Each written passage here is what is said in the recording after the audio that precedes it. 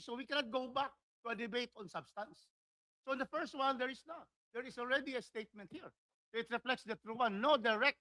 There's no directly links the president to any of the allegations of Bernardo in corroboration to the statement of former Congressman Saldico. On the second one, it's very clear stated here on unprogrammed funds. It's here from paragraph 6, 7, and 8. So therefore, clearly, the concern of Congressman Tino has been addressed in this committee. It is here, the findings on substance. And then the third one also, Madam Chair, are also quite stated here.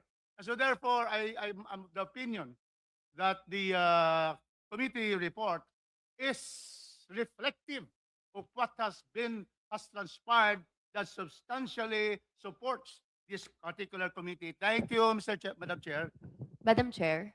The Honorable Erice first. Is this in line again with the explanation of Honorable Tino's objection?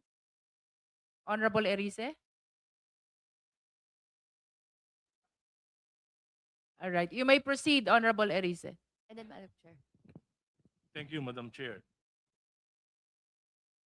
Ang committee po report ay nagpatupad ng pamantayang wala sa Section 5 tulad ng paghingi ng direktang presidential issuance o personal na pag-akda ng allegasyong BBM formula, paghingi ng malinaw na alegasyon ng personal knowledge, approval o intent ng Pangulo, pag-require ng detalye na pang-trial na eksaktong proyekto, halagang benepisyaryo, pagtimbang ng ebidensya at issue ng authentication, at paggamit ng mga doktrinang tulad ng operative fact at presumption of constitutionality upang resolbahin agad ang merito.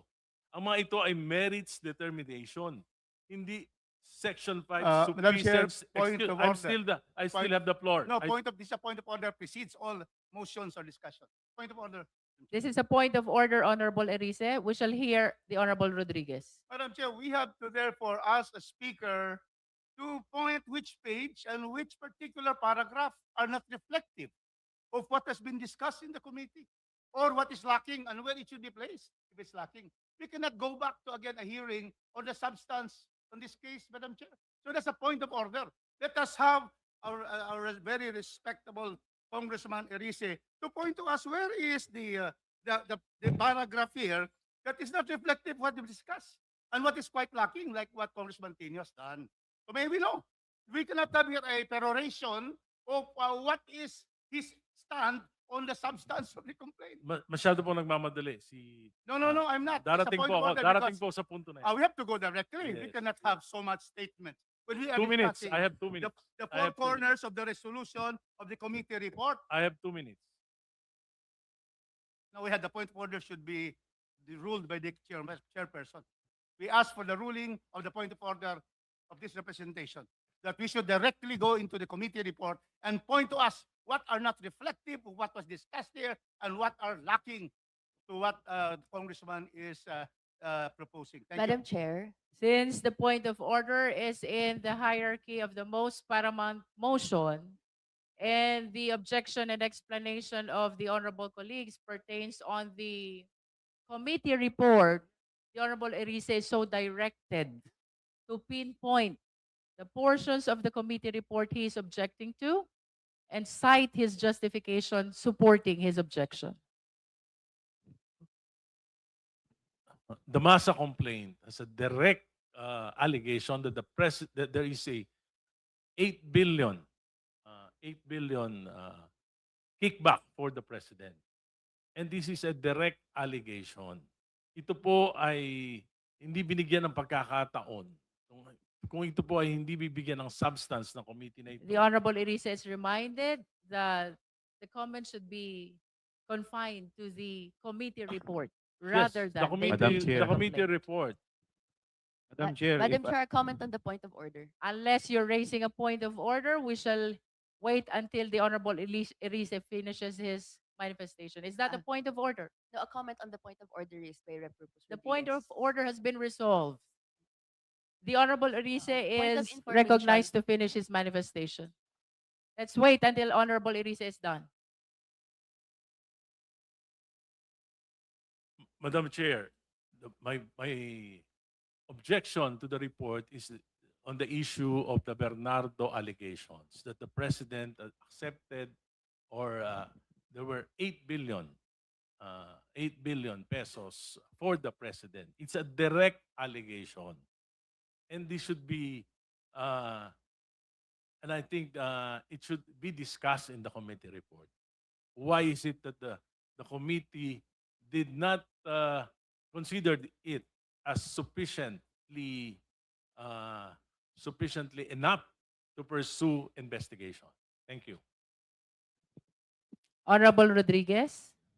That point precisely, we have already pointed out that paragraph 13 of the findings on page 9 of 17, you have to cite, if you have a question on this, you have to cite the page and cite the paragraph. And we can clearly see here that paragraph 13, while the statements of Joseph Bernardo might corroborate the statements of former Saldico, there is nothing in the statements of Yusek Bernardo which directly links the president. In fact, the next one, because there were three allegations. The first one is Saldico's statement. In fact, I would like to include in this particular finding that we have pointed out that the Saldico video statement, nothing can spring from that because it is not notarized, it's not in the territory of the Philippines, and it's not here. And probably I will also ask that. But here on his point, Madam Chair, the Cabral files cannot also be a basis so clearly that we discussed in this report that too allegedly that will direct in their own complaint direct involvement of the president in insertions and kickbacks. Now, this is already the finding, Madam Chair. So therefore, the statement of due respect to Congressman Erice, it reflects already the reasons why the Bernardo State's testimony cannot be considered to form substance to these cases. Thank you, Madam Chair. Thank you. The Honorable Diaz-Guerin. Madam Chair, there was a motion duly seconded. However, there was an objection of the Representative Tino. I move that we divide the House. Madam Chair, Second, Madam Chair. I also objected and I'd like to register my objection on the floor. Okay, in the interest of equality and fairness, we will hear the explanation of the Honorable Ko, and thereafter we will proceed to vote on the motion to approve the committee report with accompanying resolution. The Honorable Ko is given a period of 2 minutes for her explanation. Thank you, Madam Chair. Maybe perhaps before I jump off to my explanation, just a point of information in regards to the discussion started by Representative Erice. I heard from his manifestation that he is raising red flags as to how the committee followed procedure. I'd like to point or cite no, paragraph 3 in relation to how the procedure was followed. But regarding the point that I'd like to raise, at yun po yung rason kung bakit tayo nag-object, paragraph 11 in the discussion of the Liza Maza et al. Complaint states that the complaint fails to allege facts that would constitute abuse with respect to unprogrammed appropriations, the amounts of the same, etc. Madam Chair, we'd like to put on the record that in the complaint and in the discussion herein, we cited specifically the amounts and the acts that would constitute the abuse with respect to unprogrammed appropriations. In particular po, yung acts that would constitute abuse, andyan po yung pagpasa ng NEP, yung pagpirma ng GAA, and after the whole budget process, the releases of the unprogrammed appropriations that is approved through special budget requests. Those three acts are specific po at ang naggumawa po nun ay ang ating presidente. At ikalawa, the amounts of the same that is also alleged in the complaint and diniscuss po natin on the floor. I could say po that the amounts released would amount to 214 billion pesos. And 111 billion pesos of which went to flood control projects. That's why, Madam Chair, yung aming allegation ay kulang po yung committee report. Gusto po namin maipasok po sa record yung mga discussions that were to our view ay hindi na-reflect dito sa committee report, Madam Chair. And The lastly, manifestation and or Madam Chair. objection of the Honorable Ko is duly noted. With Madam all Chair, I due have- respect, all these arguments and justifications have been fully ventilated upon and deliberated upon during our discussion on the sufficiency in substance. I am inclined to believe, the chair is inclined to believe that you have a pending objection and that is your justification. Now the committee will proceed to vote to decide on the motion. Madam Chair, and a last point po. I'd like to cite a different paragraph naman. Yes, please. Okay. Thank you, Madam Chair, for the record as well. On page 5, the last paragraph, we'd like to manifest that there was a voting as to the sufficiency in substance. It only records there the final tally of the third count. Dahil tatlong beses po, pinataas ng kamay yung ating committee members, we'd like to manifest that hindi po naka-reflect sa report yung instance na nangyari pong gano'n. Madam Chair. Thank you. Our parliamentary status is there is a pending motion for the approval of the committee report with accompanying resolution. The same has been seconded. The same was objected as well by the Honorable Co. We shall now proceed to divide the House. Those who are in favor of the motion, please raise your right hand. Madam Chair. Madam Chair, can we, can we know it- repeat the motion, please? Yes. For the guidance of all the members of the committee, the motion is to approve the committee report with its accompanying resolution. Madam Chair, very important point of clarification because this is already voting. Just a point of clarification. The Honorable De Lima. You may Okay. put down your hands. Thank you, Madam Chair, dear colleagues. The resolution covers both the De Jesus and the Maza et al. Complaint. And the resolution or the finding and the recommendation is they are declared to be both insufficient in substance. That's correct, Okay. Honorable De Lima. Okay? In which case, for example, I agree with the declaration of the insufficiency in substance of the De Jesus complaint, but I do not agree with respect to the finding of insufficiency in substance of the second or Masa complaint. So I guess my vote here would be a partial dissent. Is that correct? I just would like to know kung ano po ang tamang boto ng isang miyembro na hati yung pananaw.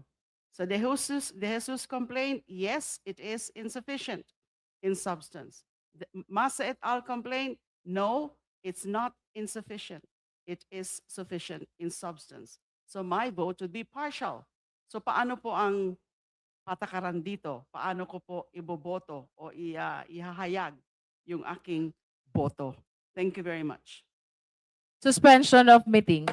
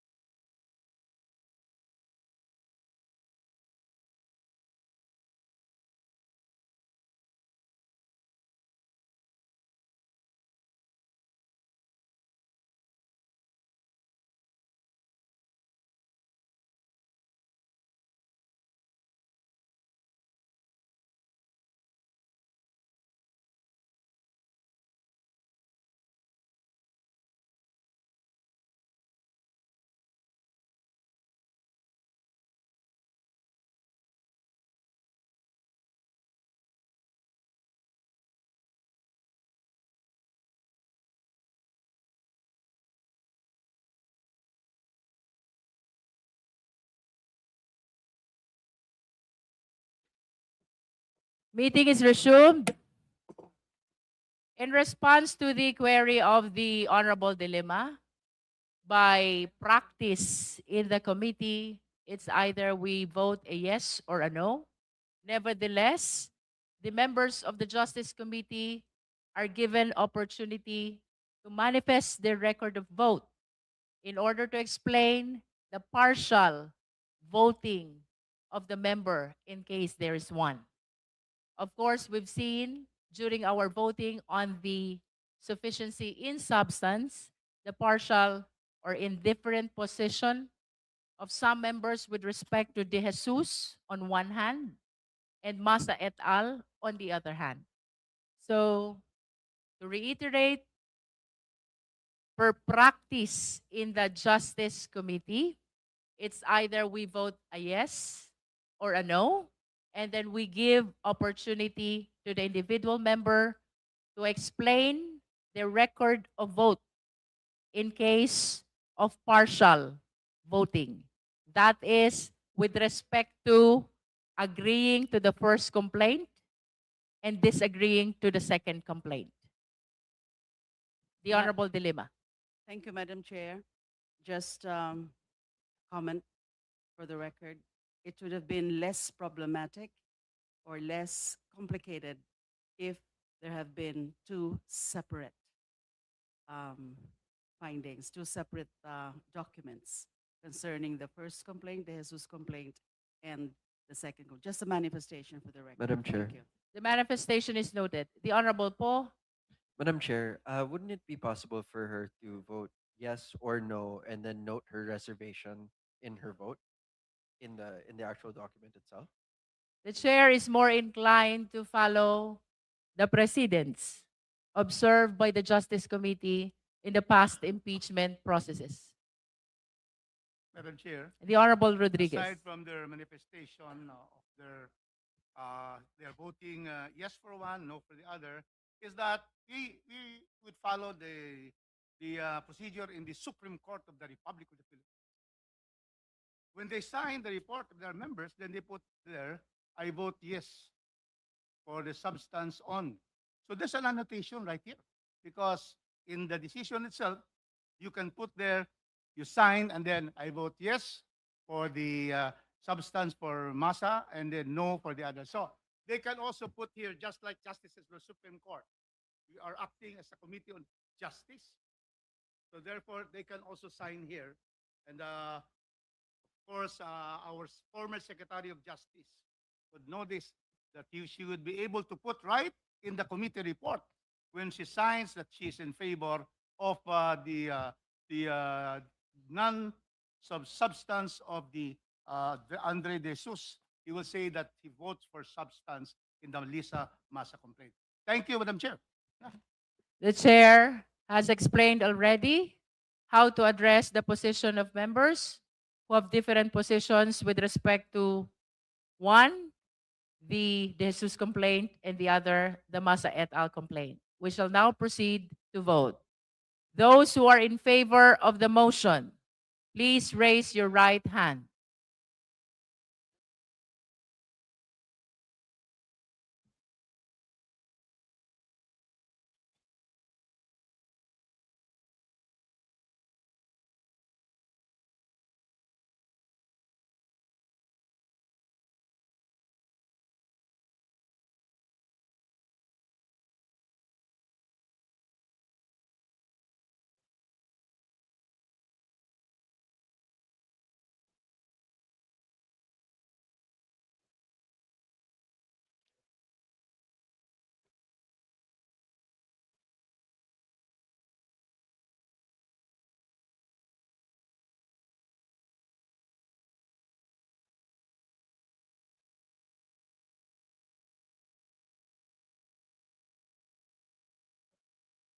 You may put down your hands. Those who are not in favor of the motion, please raise your right hand.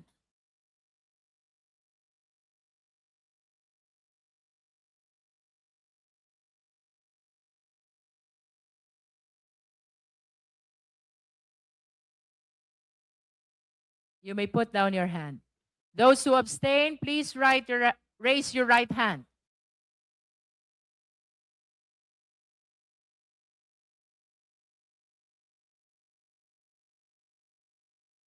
Before we announce the vote, we shall hear the position, the member who has different position on the motion. The Honorable De Lima is recognized. Thank you, Madam Chair. My vote is I concur and I dissent. I concur with respect to the finding of insufficiency in substance of the De Jesus complaint, and I dissent as to the finding of insufficiency in substance of the Maza et al. Complaint. I have laid down my position during the deliberations. I was pointing out the fact that insofar as the Maza et al. Complaint, I believe that the allegations are sufficient enough, and that is all that we were supposed to do, just to determine the sufficiency in substance of a complaint at this stage. There are enough strong factual allegations, although combined with conclusions, but I still believe there are enough factual allegations as to pass the test of that stage, of this stage. So for me, we have the majority has prematurely dismissed the Maza et al. Complaint at this stage of the proceedings, which is supposedly just the determination in substance of the complaint. So dissent and concur. Thank you, Madam Chair. The manifestation of the Honorable De Lima is duly noted. Now we shall announce the vote.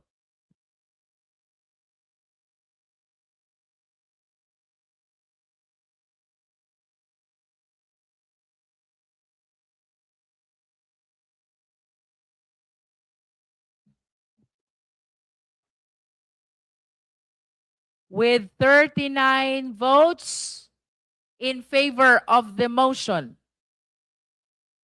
4 votes against the motion, with 0 abstention. Noting as well the manifestation of the Honorable De Lima, the Chair announces the approval of the motion adopting the committee report as well as its accompanying resolution. So ruled. Are there any other matters the members wish to raise? Madam Chair, may I explain my vote? The Honorable Erice is recognized. Well, I voted no because I think there's a misapplication of Section 5, Rule 3. The committee required proof, authentication, and personal culpability. Section 5 requires only a recital of facts. Premature adjudication of merits. Evidence was weighed, credibility was assessed, factual disputes were resolved, all before the hearings. A collapse of constitutional stages. Sufficiency screening para pong trial na. The committee effectively conducted a mini trial. Denial of due process. Serious allegations were dismissed without hearing. Minority participation was nullified by an improper standard. This is textbook grave abuse of discretion, and I think there's a sufficient grounds to raise it under Rule 65 before the Supreme Court. Thank you. The manifestation is noted. If there are no other matters the members wish to raise, then the chair is ready to hear the necessary motion. To adjourn, Madam Chair. Before ruling on the motion to adjourn, all the members are directed to stay. Those who voted in favor of the committee report and the accompanying resolution are requested to affix their respective signatures. Please stay until you are done with your participation in the committee report and the resolution. There is a motion to adjourn. Do I hear a second? Second. Is there any objection? The meeting is hereby adjourned.